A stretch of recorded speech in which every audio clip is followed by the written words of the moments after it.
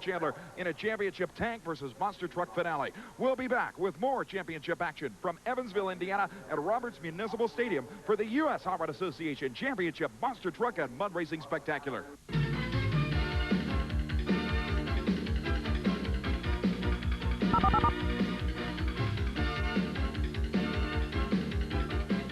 Municipal Stadium in Evansville, Indiana. Now we move into the United States Hot Rod Association's incredible four-wheel drive super modified mud racers. And Shelley Herman, this is going to be an incredible battle, if only because this is one of the shortest mud courses we've ever had to race on in U.S. Hot Rod Association history. Yeah, and it did cause some problems last night. Thank goodness they've got that safety net at the end of the tunnel there, because the Mud Patrol really needed it last night. That's true. Of course, Tom Martin, the current national championship points leader in the super modified class, is here. In fact, Greg Stone, his partner, will be driving the Mud Patrol tonight. But here's our first vehicle. Remember, this is an elapsed time contest in 65 feet of 48-inch deep mud. Bob Lacey from Marion, Indiana, in his funny car style 1969 Jeep CJ called White Lightning. Now, interestingly, this is a nitrous oxide injected 408 cubic inch small block engine, and even more amazing, it's a Chrysler power plant. An actual Dodge wedge motor in this thing with carburetors and, of course, NOS Fogger nitrous oxide system. Ends up putting out about 1,100 horsepower with that NOS nitrous oxide system on top. Marion, Iowa's own Bob Lacey, will get a chance to set the pace with the very first run down this short pit. Now, a lot of the drivers using multiple speed transmissions are not even shifting on this short course. They're blasting through in low gear only, and that's creating some tremendously high RPM finishes. RPM's up, and the Iowa racer leaves the starting line, and lots of tire spin, and he will not be that happy with that run, Shelley. On the replay, yep, there you can see it, a tremendous amount of tire spin. The first man out sometimes has to worry about the water that accumulates on top of the mud, and that may have slowed Bob Lacey down. During the preliminaries, he was in the 2-second zone with another problem-plagued pass. You can see the steam coming off the hot exhaust headers. The elapsed time, 3.41 seconds, and Bob will not be very happy with that. Remember, during the preliminary round of competition, we saw a young man, Tom Mintz, the Shake Me 1932 Ford, run 1.68 seconds, the quickest elapsed time ever for the 65-foot distance. Here is the brand new 1932 Ford Coupe of Byron Tinky. Now, for years of the U.S. Hot Rod Association Championship mud racing circuit, we saw Tinky with, of all things, a Chevy Love truck. Here's his brand new piece of equipment. And Shelley, just about any hardcore mud fan can tell where that chassis came from. That is a Mike Fair chassis. He's taking his time checking the gauges on the starting line, now bringing the RPMs up. Notice the extended exhaust headers, which, believe it or not, extract extra horsepower from that engine. They extract. They're tuned exhaust headers. He leaves the starting line on a good run. And again, a lot of tire spin, and it looked like he got out of the throttle just before the finish line. Mud spilling everywhere. The engine not sounding real good at the end of the run. It looked like he got out of the throttle just before the finish line, and the truck or vehicle began to sink. Of course, you can't get out of the throttle anywhere when you're on 48 inches of mud, Shelley. Here's the replay, 2.81 seconds the elapsed time. It's good enough for the number one spot. You can see right here when he gets out of the throttle. Watch the front end take a dive. There it is, right there, sinking almost down to the hubs. And that was about 5 feet before the finish line. So, Shelley, that was actually a pretty good run. Yeah, but I didn't think he was going to make it there towards the end. Here's a machine that we've seen at least one other time. Brand new vehicle from the state of Michigan, and this should look familiar to all the drag racing fans viewing out there tonight. From Lansing, Michigan, Mike Watrous.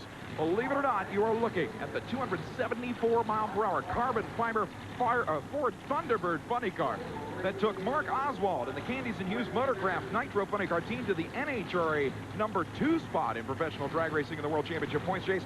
He ran pretty well during the preliminaries, his best run of his career, as a matter of fact.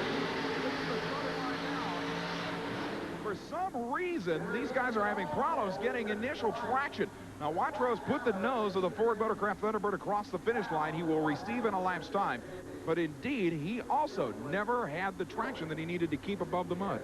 So you just need to have the nose over, and it counts as a good run. Exactly. The nose across the finish line will stop the clocks. As you can see, Mark wasn't exactly seeing where he was going very well. We saw him bounce off one of the outer boundary poles just before the finish line. But it's interesting in the sense that these cars are not getting that much traction. Watch on the starting line. Yeah, instant tire spin.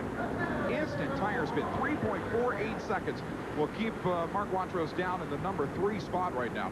And If nothing else, the engine sounded beautiful for once. He had some ignition problems initially when he debuted this car.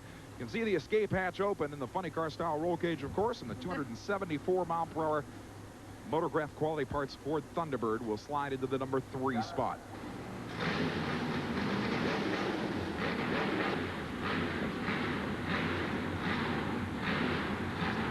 As Mark Watrous fires up the Motorcraft Ford Thunderbird funny car and nails the throttle and gets it out of the mud. Watrous, a pretty incredible display of horsepower for the Motorcraft Quality Parts machine. Wild mud racing at its best. And we'll be back with more championship mud racing in just a moment.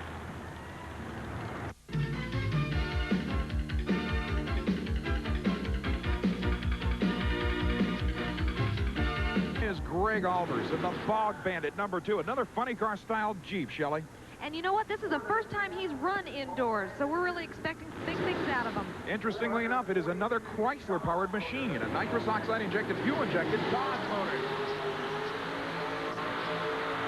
I gotta tell you, these guys are doing their best to plow through this pit. If nothing else, Albers looks pretty happy in the cockpit there. The mark to be 2.81 seconds.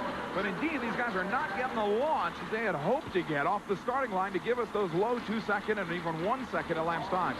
This all fiberglass Jeep had some problems on the starting line that is spewing most of its coolant out. See on the launch here just how bad the tire spin was. And again, just mudslinging everywhere on the initial launch. The elapsed time, 3.88 seconds, is good now only for the number 4 position. But if nothing else, Shelley, Albers' first indoor run will look pretty spectacular at the finish line. I'm looking forward to seeing more from him. If he can get through with a leak like that, he can get through anything. Absolutely incredible 1987 Ford Ranger of Rob Marshall from New Albany, Indiana. Well, I'm taking a look at his tires now. Now, is he using cut tires or is he using regular? As in all machines in U.S. Auto Association competition, these vehicles are required to use Department of Transportation legal, street legal tires. And you can see the starting line crew hooking up the kill switch that will shut the engine down as soon as it crosses the finish line without the driver having to worry about it. But they can't change the tread pattern on these tires, but they must be original street legal, over-the-counter available tires. Now, this machine has one of the best working suspensions in the business. Again, getting bogged down. That's why they call it a mud bog, getting bogged down just off the starting line. And we are watching, Shelley, an event that is rapidly changing. A lot of these guys have changed gears, have changed tires, everything to try and get the initial launch that enabled them to run under 2 seconds flat last night. Here on the launch, you can see the tire spin, but the elapsed time, 3.73 seconds. It's actually a little better than it looked. But it'll only be good right now for the number 4 spot for Greg Albers. Excuse me, for Rob Marshall's 514 cubic inch Ford Ranger. I'll beat the odds.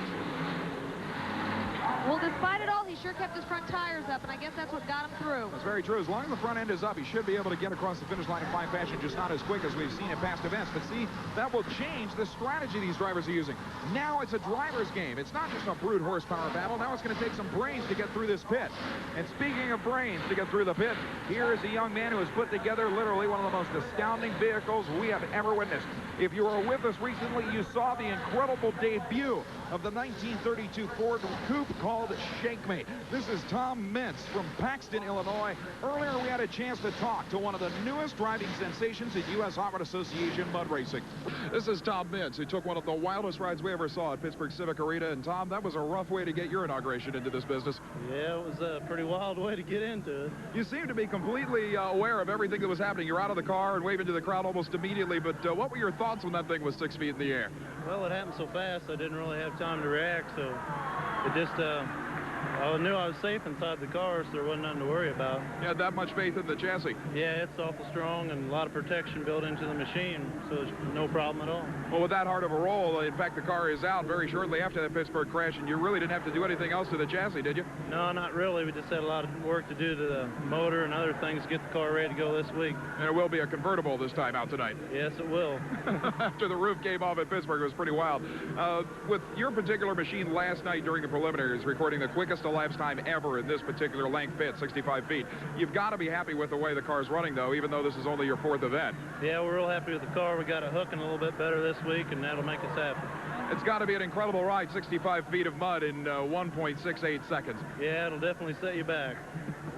2,000 horsepower. ready to give it everything. For Tom Mintz, the rookie racer, only his 5th event, yet that incredible 1.68 second elapsed time during preliminaries. No roof after the crash at Pittsburgh, Pennsylvania, yet the machine seems to be running better than ever. A new supercharger of the car for this event.